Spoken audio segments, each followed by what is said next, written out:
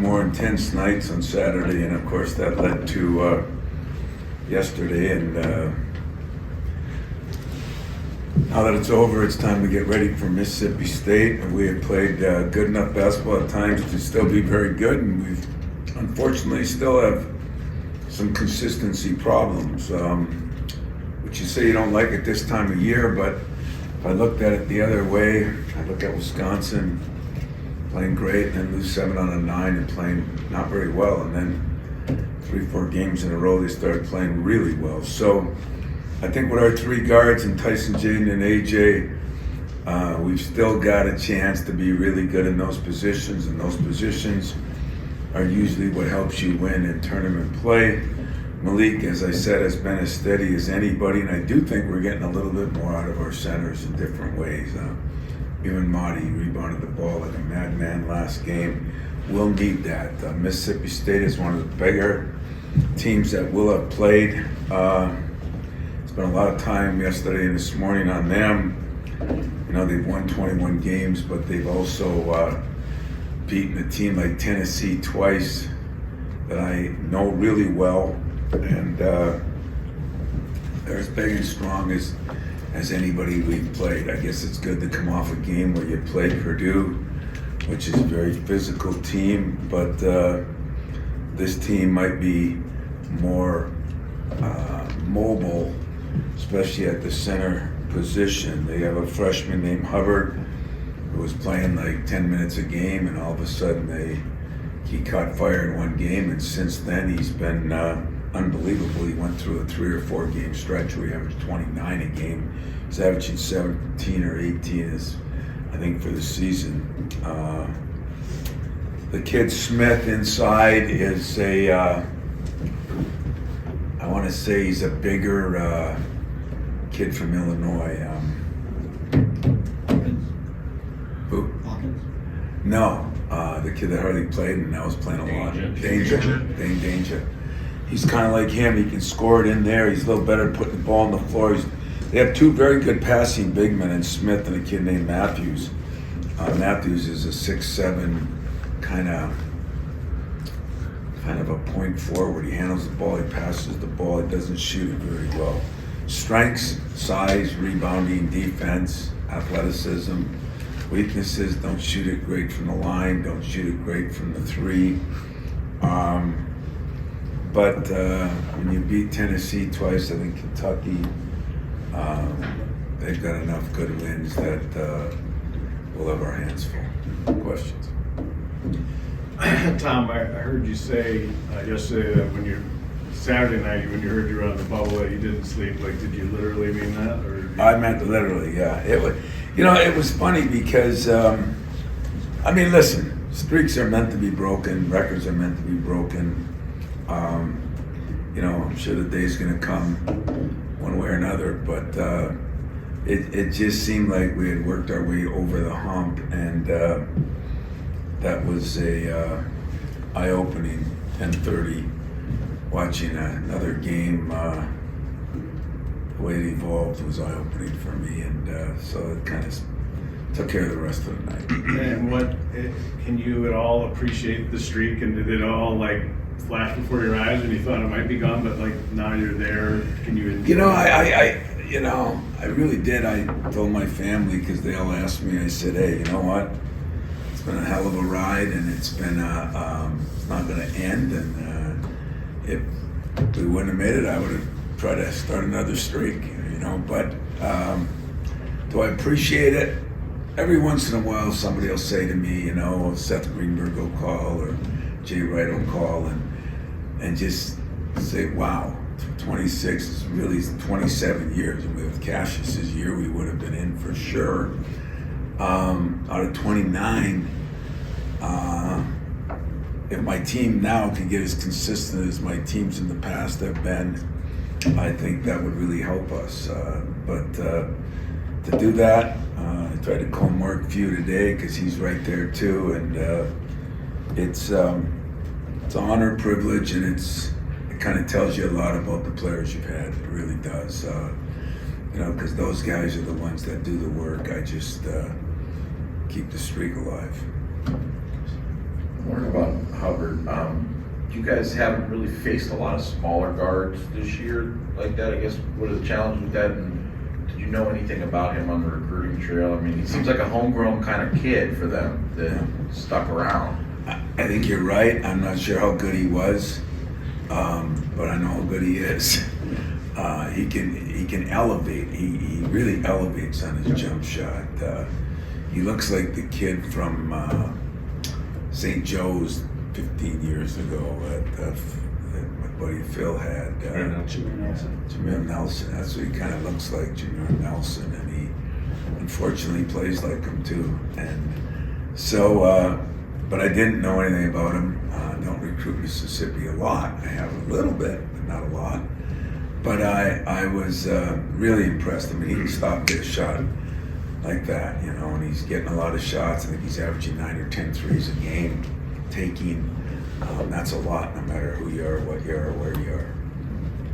We're talking to Minneapolis about moving on to play different types of teams, different styles of play. But is this team, you know, defense, rebounding, physicality, is this all that different from kind of a typical Big Ten team?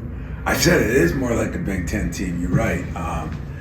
You know, a combination of their big guys inside, and they like a Purdue. You know, especially when they got the 2 double stacks in there. Kind of an athletic team like an Illinois. The kid Matthews is a little bit like Guerrier, only that kid shot it better. This kid defends it, passes it better, but great offensive rebounder, goes to the boards. But it is kind of Big Ten-ish in that respect. I mean, they are. Everybody I talk to says they're very physical. Bring your hard hat, you know. Even Jim Delaney, my former commissioner, saw him. They must have gone to a game last week, and that was his text: "Bring your hard hat." So, which is okay. You know, we're not as physical as the teams we've been in the past, but I think we're more physical when we geared up for an Illinois or a Purdue. We've done a pretty good job on the boards. We've done a pretty good job competing, and it's going to have to be that times 5. Now, they don't shoot it like some of those teams, but as we all know, they're very good defensively, and they do some good things. They turn you down. They force everything baseline. Everybody I hear, I know he was at Bowling Green. I didn't really know him there, Chris, but everybody said a very, very good basketball coach. Did you sleep any better last night than the night before? You know, I did sleep a little bit last night. I was Wow. I was not feeling great, so I decided to watch as much film as I could, and then just took a little something to get to sleep, which I don't do very often. But I felt like I needed it. But I feel great today, so I'm back. Don't look great, but feel great. Do you think there's any edge in your program because of the history and the staff, the tournament success, veteran players going into a tournament, or is it really all even when you go in? You know, you'd hope it would be, and that's what I talked to my team about. You know, I do have experience in being there. I have seen, you know, 7 seeds, 10 seeds. I've seen them win games. I've lost to 11 seeds. I've won when we were 1 seed. I mean, I think there's experience, and it does matter. Unfortunately, every year it's a new team for you, and this day and age, there just seems to be more new styles, you know. And we said in our league, there's so many different styles right now that people are playing. This team also reminds me a little bit of Nebraska in ways, the way they guard defensively and that. So I do feel we have enough to say a little bit like this, a little bit like this, and then make a game plan out accordingly. And then I think, you know, some of the teams we playing Tennessee in a sort of a real game, I think helps too. I really do. They had Tennessee down 22 the other night, so pretty good. Tom, you mentioned Wisconsin's roller coaster ride. We saw Houston lose by 28 the other night. Mississippi State found its last 4 in the regular season, and then 2 wins over the Vols by 22 combined. Make you realize you're not the only coach that has an consistently inconsistent team? It does. It just, I said my battle cry. Remember, I told you at the first press conference, this is what it was going to be like. I did. I told everybody in this room that I think be prepared for a year. But then I turned around and went to my team and said, I do think it's going to be this way. Let's us be the outlier. Well, that didn't work so well. We weren't the outlier. But I do agree with you. I think I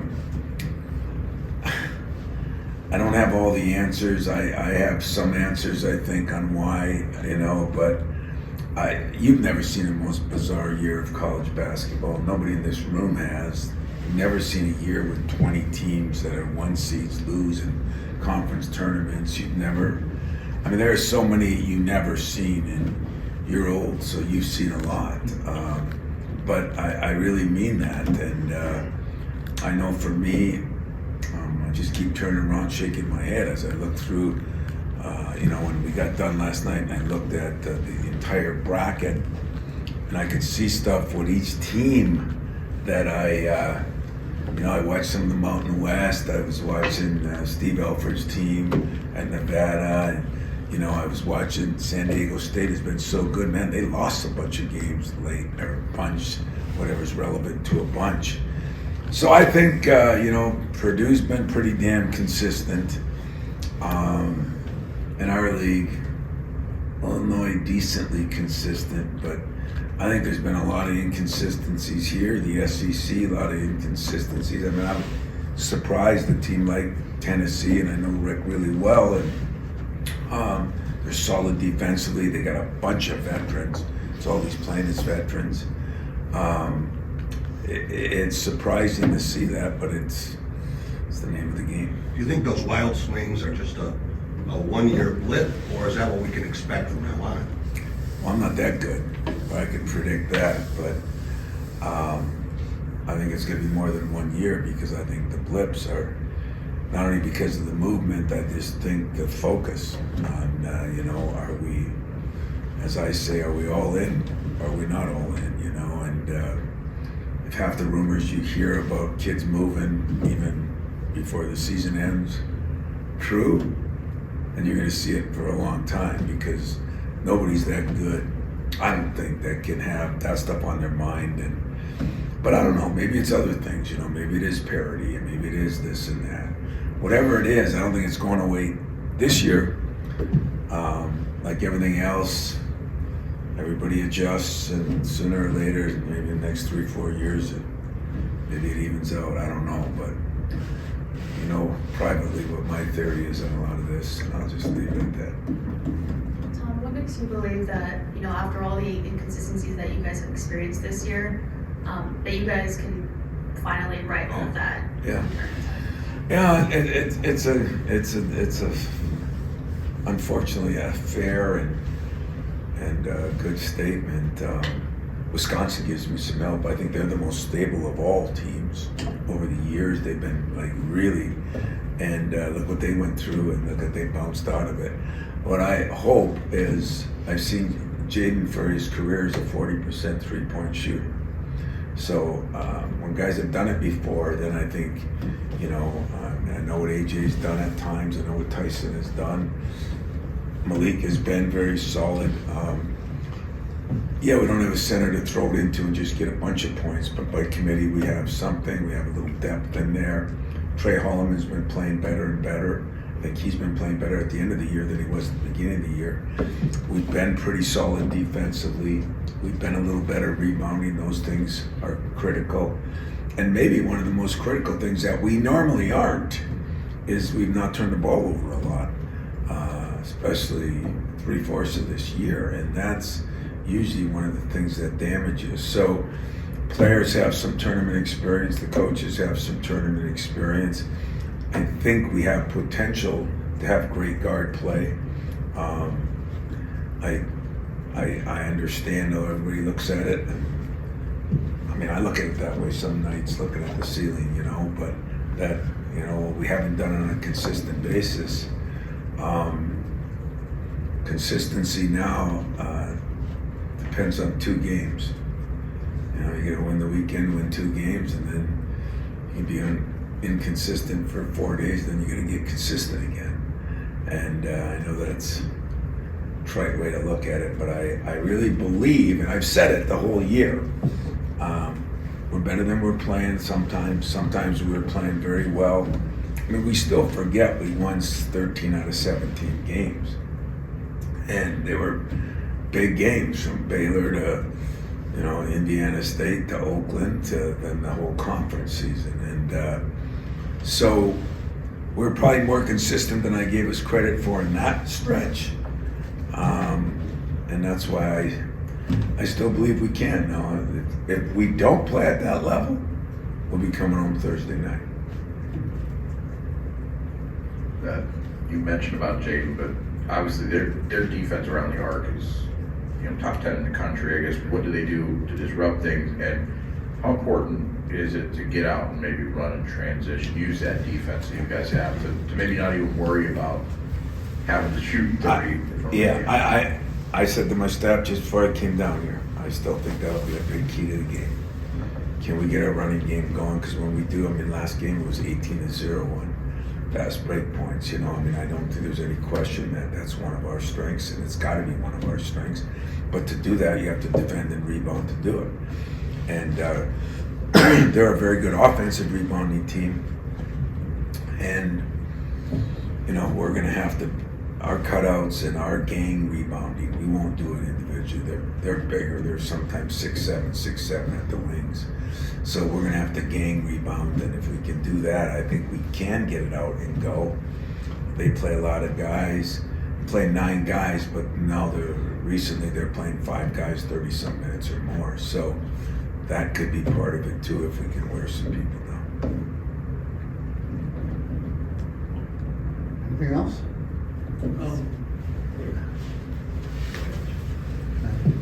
Well, I was just going to ask about Jaden and Tyson, getting those guys going. I know that it's not like you haven't seen them get hot before, but is there anything other than just trying to keep their confidence high and tell them? Yeah, I could never do anything with Jaden. He lives in here. Jaden's the guy. If there's any guy after the Jaden doesn't show a lot of emotion after the Purdue game.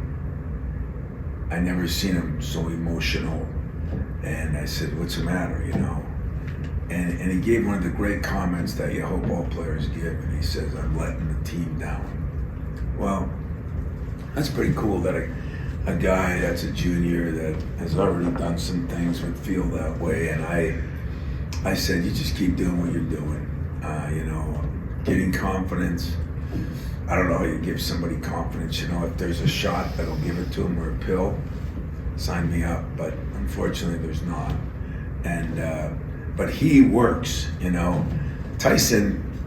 I don't know why to me, he's passed up some shots, and he takes stuff off the dribble, and I think he's got to look to shoot it more. He's a pretty confident kid. So I would hope that he'd take more immediate shots instead of the ones where he's dribbling back and forth, and that's what him and I have talked about. But I know after our meeting last night, he was in here shooting. I think guys are excited to be part of the tournament. I think they realize where they are. I think they, we like our draw because we're not too far. We didn't have to go time zones and all that. And, don't know anything about Mississippi State, know a lot now, but didn't know anything about them. And that's okay too, because it's nice to play somebody different, especially when you go through a year like we have. So confidence, they're going to have to get their own. I'm going to have to help them. Hopefully we get off to a good start, but they've both done it before. I guess that's the confidence I have in them. They both have done it before. Jaden for 3 years. The percentage he shot, and I think Tyson last year was in the high 40s. So, that's all you can rely on, and that's all you can ask. If they weren't working on their game, I could ask a lot more. But in Tyson's case, he works on it. In Jaden's case, he lives it. And I respect and appreciate that greatly about Jaden. You guys Tom, Chris asked a minute ago about what they do defensively against the three. If you could answer that part of the question too. What do they do to get out? Yeah, they do put a lot of pressure on, and they're big sometimes. They get the little guard and Hubbard, but after that, they're playing a lot of guys, and they switch. They're 6'7". They force baseline. They try to trap you there. They don't let you. They get after it, and they got a center in there that's big and agile and mobile, and he can. He's 6'11", he's 260, but he can move. He can block shots, which isn't necessarily a strength, but he can take up space, which is a strength. They rally very well to the ball. Very, very typical SEC team, very athletic team. And so I think that's what they do. They close out, they recover quickly. Passes are going to have to be good. Guys are going to have to be ready to shoot. But it would be nice if we beat them down the court and don't have to worry about it. That's what we'll try to do. I know that none of the guys have the familiarity, but you do with that building down there. And that was one of the surprising runs, maybe, in 15 for you. When you look at this team and kind of compare it to that one, I mean, the expectations were different going into that year, but they made that run and they put things together late. What can this team do to maybe resemble that? Yeah. It's even like the building. I mean, it's probably changed. It's 8-9 years different. But I think you always look at things. It's funny because Denzel texted me the other night, and you always, we'll try to come up with some things in highlight films and motivational things before we go there. But every team's its own team. I think what I want to impress upon our guys is, okay, look, it's been a little more up and down than we had hoped. I sometimes, I think we've kind of completely forgot. I have. What would Kohler have been like if he wouldn't have had the 2.5 months off? Could we had a little more presence in there? What would Jeremy be like? How much would that have helped our other guys? And everybody has injuries. I mean, Northwestern, what they've gone through, but those change your expectations too at the year, and that's one of the things I'm going to talk to them about tonight when we have meetings. Is really none of those things matter now. It's just a matter of we've had some teams in the past that have made runs. I think we've been a 7th seed and got to a Final Four. I mean, all those things are important to let them feel a little better than maybe they felt. And now's the time to do that. It wasn't the time to do that 2 weeks ago. They shouldn't have felt good. But now they're in the dance, 0-0. Everybody's new season. That's the way we've approached it all the time. I mean, what year was it? We went to a Final Four that year too, and we got beat, I think, by Iowa in the first game of the Big Ten tournament. I took a big sledgehammer in the tape and broke it at the meeting the next day. Did now, and everybody'd say, well, he's nuts. So many things you can't do now. It's no fun anymore, I mean, maybe I get a tractor and run over the computer that carries some of those games. But in general, I'll use anything I can use that is honest, and truthful, because those things did happen. It's nice to make up the fairy tales of things, or maybe they happened 100 years ago, or maybe they happened to other teams, but this happened to one of our own, one of our guys, and maybe I'll have Denzel or somebody, maybe we'll have a Zoom call. We'll do something and use it to our advantage, because I think this day and age, more than back then, with the social media and that, kids get killed a lot more. And so that is the motivational things you have to do. I don't know if it's motivational, just making them feel like human beings, and that's what's changed about my job. I used to be the one to kill them, and now I got to be the one to do the other thing, because everybody else is killing them. So it's different, but it's we'll adjust. Do you have time for one more? You always had empathy for other coaches that lose jobs. I'm just wondering how you feel about the Juwan Howard situation at Michigan. You know, I wish I knew a little bit more about it. I know a little bit because of Phil, but I don't know if anybody knows all the reasons.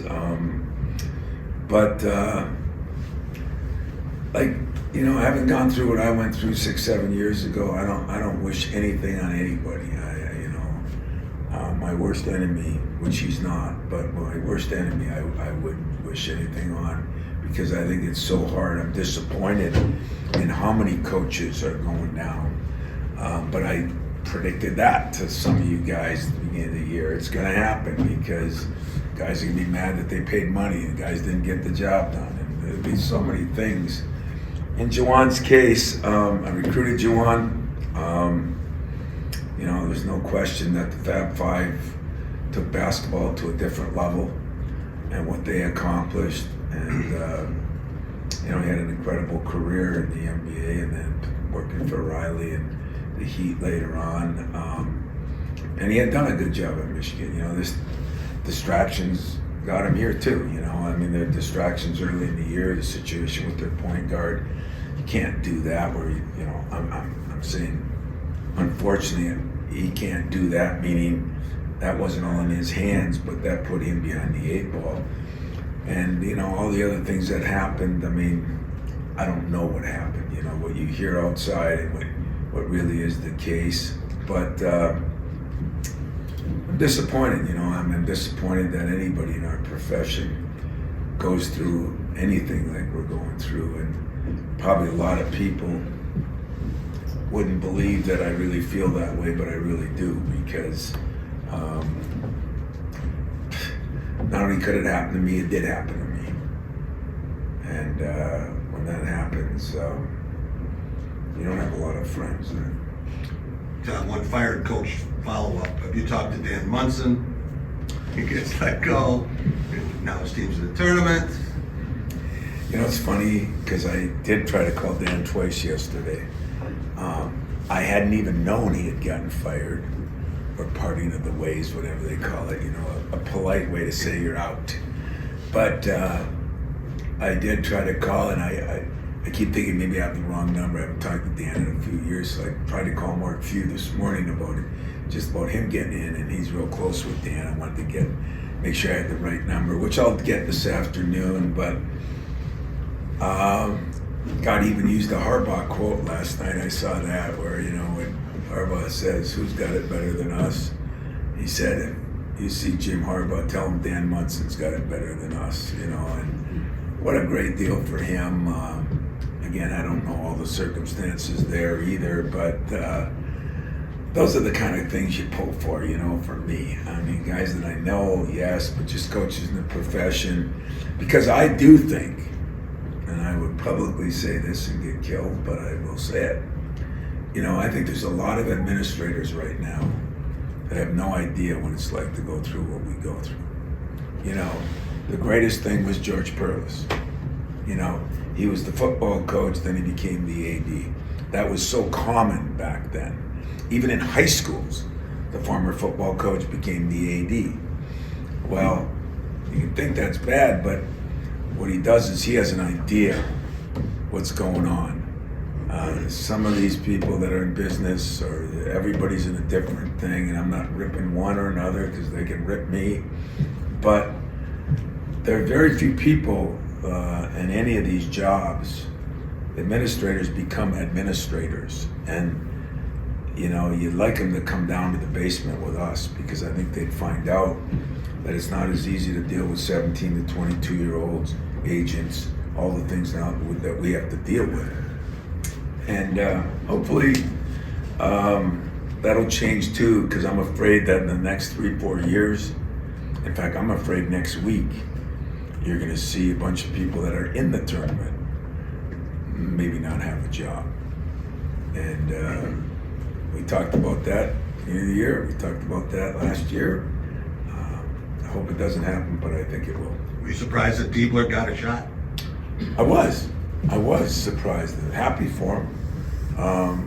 I was a little surprised, yeah. But I'm also happy for him. I think it's great, and a lot of good jobs open. And it'll be interesting to see what happens, and it'll be interesting to see how many more open in the next 2-3 days, or maybe by the end of next weekend, which is sad for me in the profession. Okay, Thanks, guys. Coach Smith will be in around